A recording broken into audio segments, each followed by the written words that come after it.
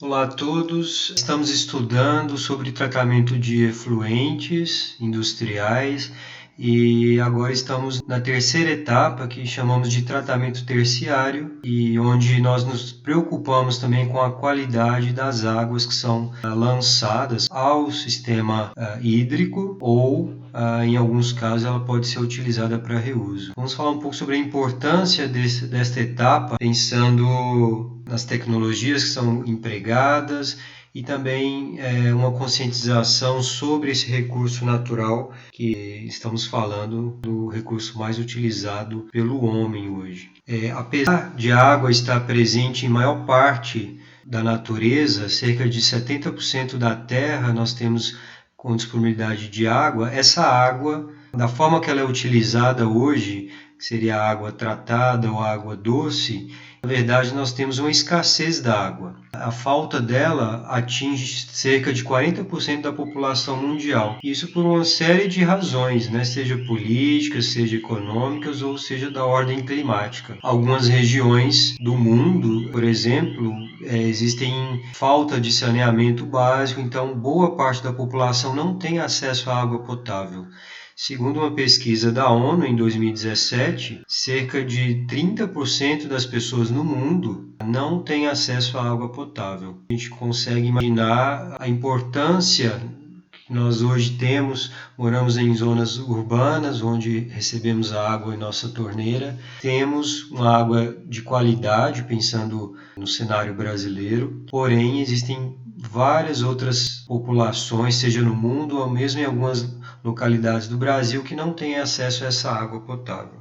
Cerca de 25% da população mundial ou mais sofre de problemas de saúde decorrentes da falta de saneamento, da falta de higiene. A boa parte dessa população está localizada nos países pobres ou uma parte delas nos países emergentes, como o Brasil, Índia, parte da China e outros países da África. Com relação ao saneamento de qualidade, são mais de 4,5 bilhões de pessoas no mundo que não têm um saneamento. Isso nos ajuda a refletir, será que de fato a gente tem feito uso desse recurso de forma sustentável, inteligente? Hoje nós temos vários exemplos recorrentes ao uso inadequado da água, Em alguns lugares as pessoas lavam os veículos ou lavam as calçadas com a água, deixa a torneira aberta e nós não temos esse controle da quantidade de água que nós estamos desperdiçando. Hoje existem vários outros meios de fazer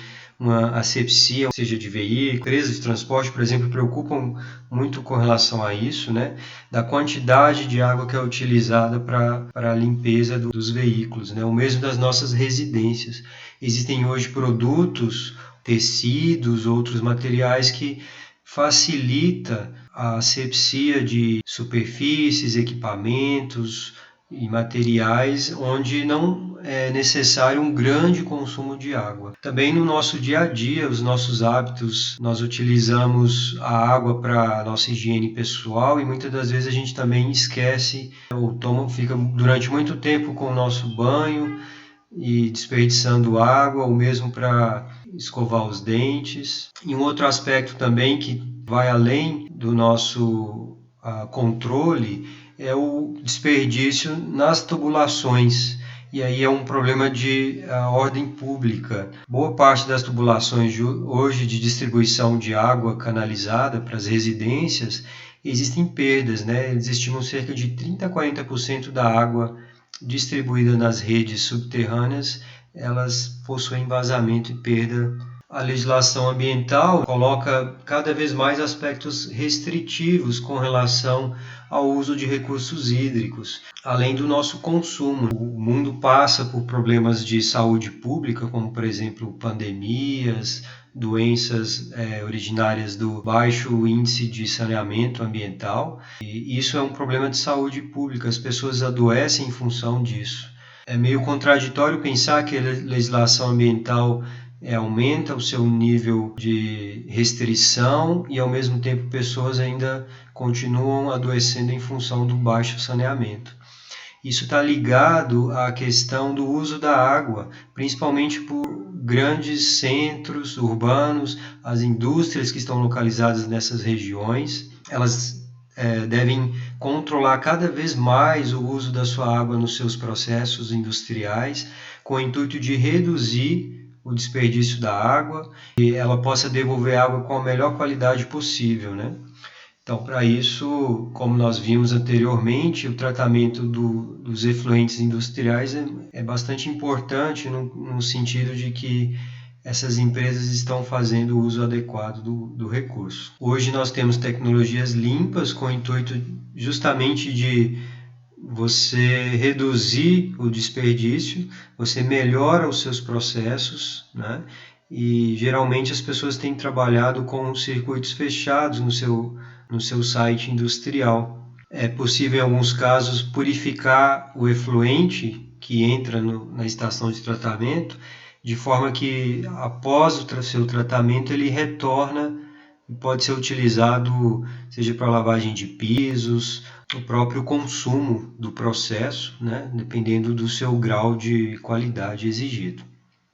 E hoje a gente fala muito em reuso de água, a importância de reutilizar essa água. Captações que chegam à ordem de centenas de metros cúbicos por hora, boa parte dessa água que seria jogada para um rio ou para um lago ou mesmo para a canaleta, ela pode ser reutilizada em seus processos, né, de forma que você otimize o ciclo hídrico do tratamento. Uma das questões muito importantes faladas recentemente é a questão do marco legal do saneamento ambiental no Brasil.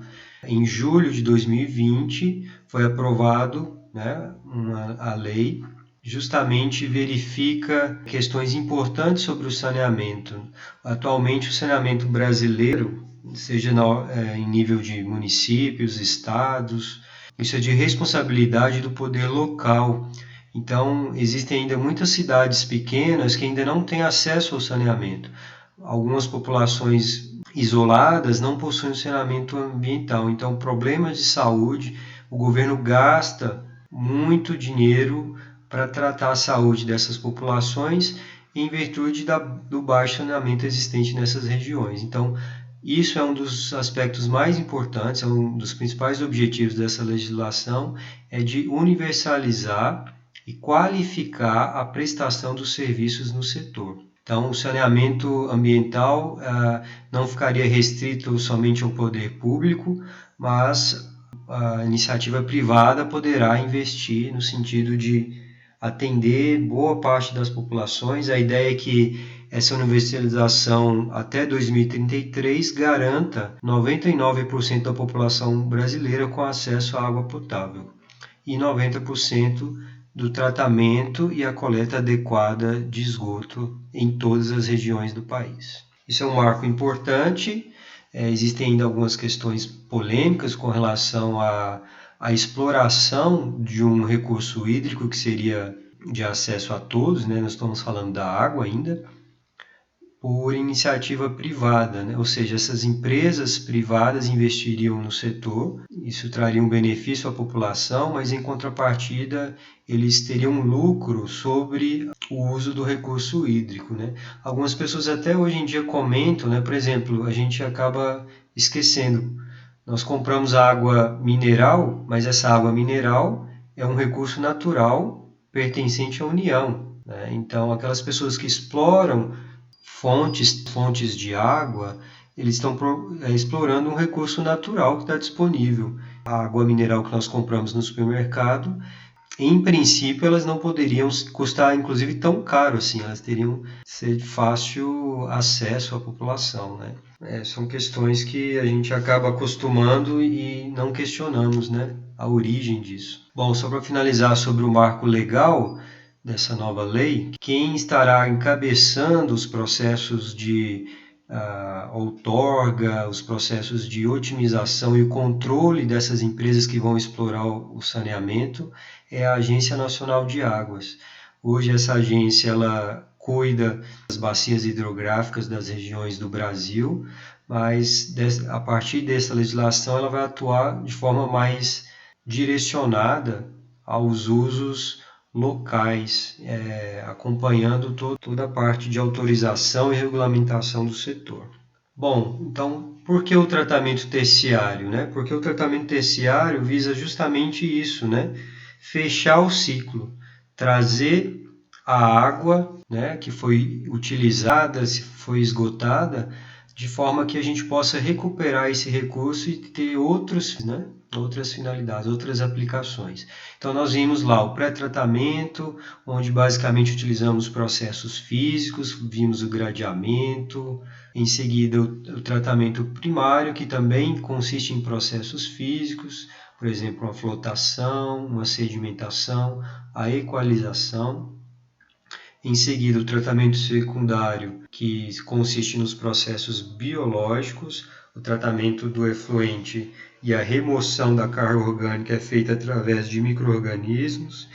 E, em seguida, para fechar, né, temos o tratamento terciário, onde o objetivo final é fazer uma depuração final, né, um ajuste final do efluente tratado, onde removemos nutrientes que não foram retirados anteriormente nos tratamentos prévios. E, em alguns casos, bastante importante, a desinfecção dessa água, de forma a tirar todos os agentes patógenos, a fim de ter um reuso, quem sabe, como água potável para consumo humano. Então, essa sequência, né, pegamos o afluente que entra no seu processo de tratamento e após essas etapas obtemos uma água tratada, né?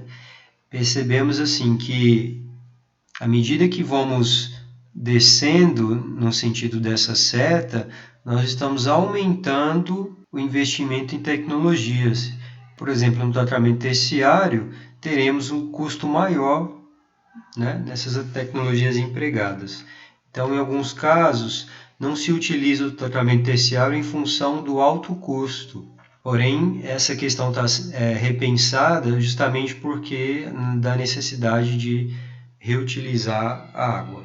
Bom, o tratamento terciário tem o objetivo a melhorar a qualidade dos efluentes tratados, removendo cor residual, turbidez, que são colóides, metais pesados, os nutrientes como nitrogênio, fósforo, outros compostos orgânicos que anteriormente não foram retirados e, finalmente, a desinfecção do efluente.